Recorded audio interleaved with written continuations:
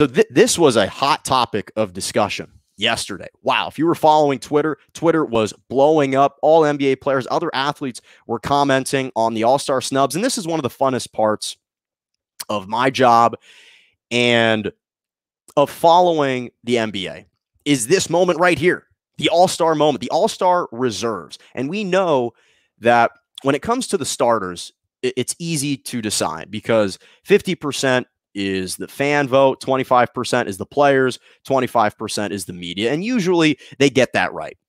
They get it right all the time.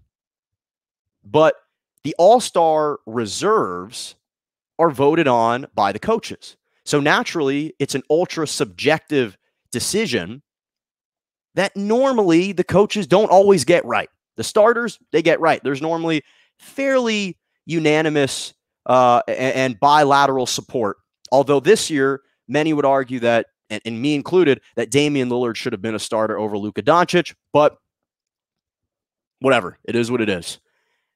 But this is sometimes why we see coaches make egregious errors. And it's not that they always make erroneous decisions. It's not that they select guys who aren't deserving. And this is the part that I dislike is I hate having to bash and disparage players that I feel and I deem are less deserving than others, because if you're an all-star, then you are deserving to make the all-star team. But there are guys that deserve to make it over others.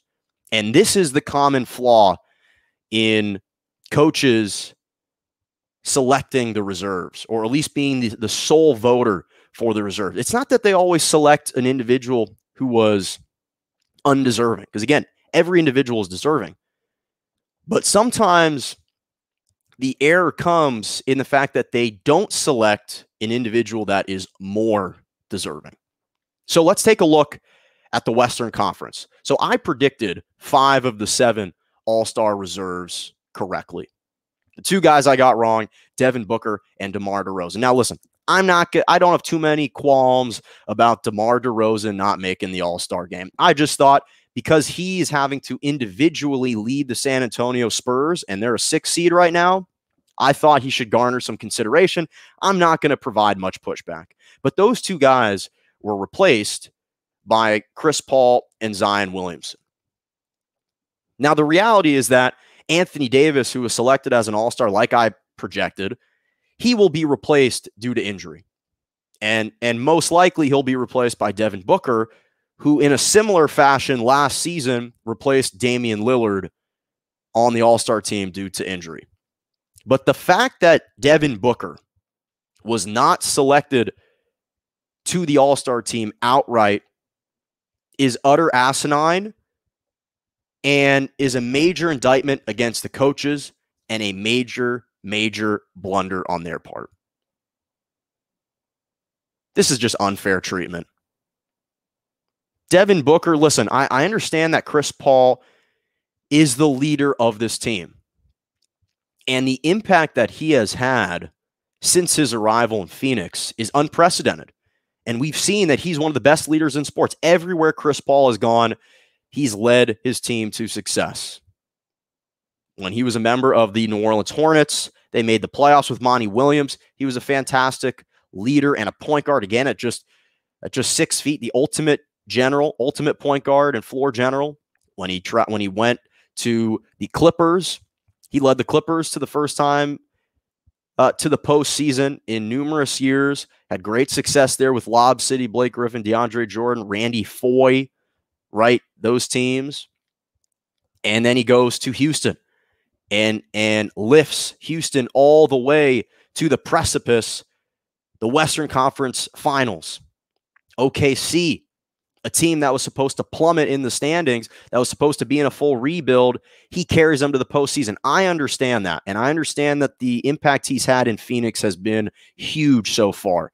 But to say that he's having a better season for the Suns and is the sole reason behind their success more than Devin Booker is preposterous. I mean, Chris Paul's having a great season. He's having a good season. I shouldn't say great season, a good season. 16.5 points, 8.5 assists, 4.5 rebounds. He's a great player. I'm not denying that.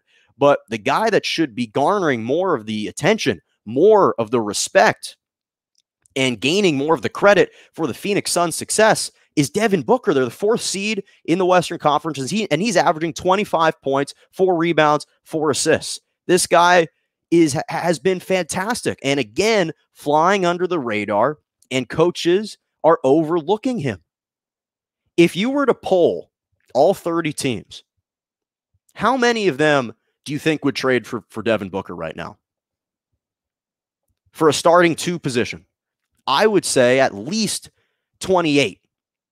Maybe 2 teams feel like they already have their starting backcourt. Maybe the Clippers say they've got Paul George and Kawhi. They don't need Devin Booker. But at least 28 teams out of 30 in a heartbeat would trade for Devin Booker.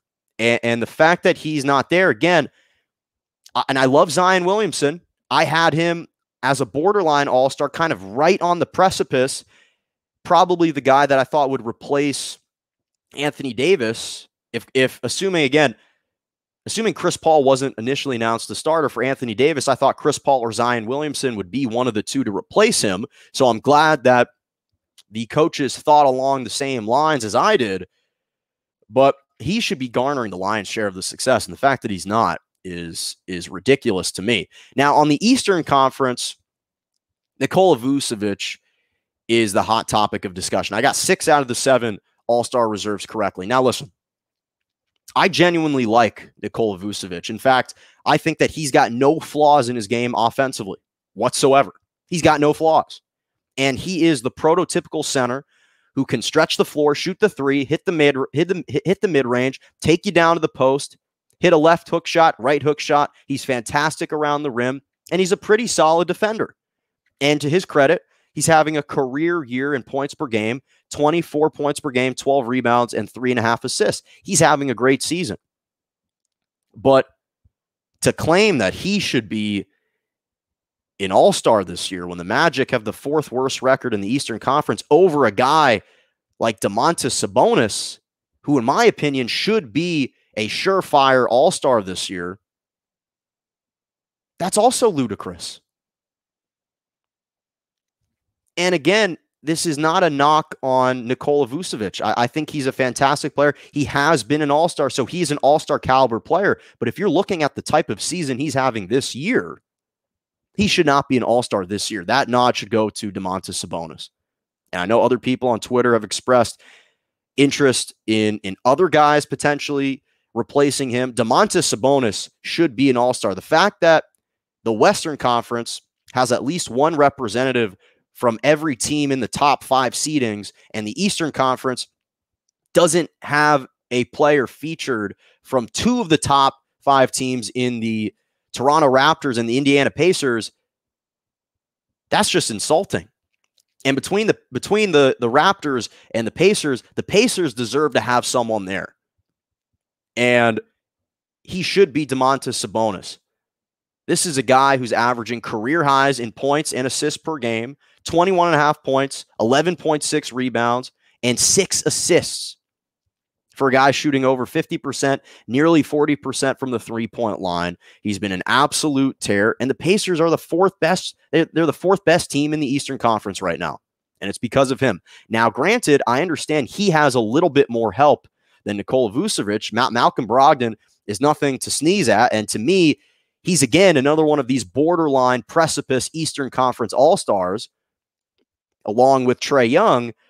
But if you're just going to go the route of selecting guys with eye-popping numbers on bad teams, you've already done that with 3 players. You already picked Bradley Beal, who's a starter, who's having eye-popping numbers. Zach LaVine, thank God he was selected into the All-Star game. The Bulls are the 9th seed, so they're not even a playoff team, but he has been balling for 29, 5, and 5 this year, so I'm glad he got in. But again, if you're just trying to select guys with eye-popping numbers that are on losing teams, then just pick Trae Young. Then just take Trae Young. He's averaging 27 points, 9.5 assists. Just take Trae Young. So that doesn't really make sense to me. And again, no disrespect, no knock to Nikola Vucevic. Again, this is not meant to be an attack at him. He is a really good player, But this particular year, the Orlando Magic are not doing well, and his numbers aren't eye-popping enough to me where he just screams all-star over some of these other guys. So I think it's a shame, and I understand that he bears more of the burden, and he really is the only go-to guy for the Orlando Magic. I like Evan Fournier. Jonathan Isaac is still recovering. Mo Bamba is there. Terrence Ross, I like him, but Domantas-Sabonis, he deserves more credit. He's an underrated player in the NBA, and I was a little bit disappointed to see that he didn't make it. Now, again, it's less egregious that he didn't make it versus Devin Booker. That's asinine, as I said. It's less egregious, but still slightly disappointing. And that's why this is always a topic of contention every single year, because there are always guys that are making legitimate cases to make the All-Star team.